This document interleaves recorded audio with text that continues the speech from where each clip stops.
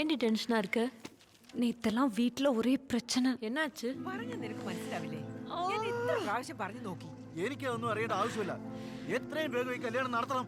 College ഒന്ന് കഴിഞ്ഞോട്ടെ, ഞാൻ എല്ലാം ശരിയാക്കി തരാം. എപ്പ ചോദിച്ചാലും ഇത് തന്നെ പറയുന്നത്. எனக்கு படிச்சது எதுவுமே மைண்ட்ல இல்ல, மைண்டே பிளாங்கா இருக்கு.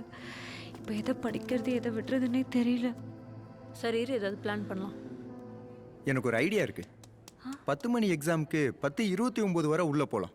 ½ அன் ஹவர் ரிவைஸ் பண்ணுறதுக்கு டைம் எடுத்துக்கோ. சரியா? நாங்களாம் உள்ளே போகிறோம். எல்லாத்தையும் நீ படிக்கணும்னு தேவையில்ல. 10 மார்க் கேள்வி 5 எழுதுனா போதும். ஓகேவா? இப்போ ஹார்ட் டிசீஸ்க்கு இப்படி பண்ணுவேன். அப்புறம் ஃபுட் அடல்ட்ரேஷன் இருக்குல்ல, அதுக்கு இந்த மாதிரி பண்ணுவேன்.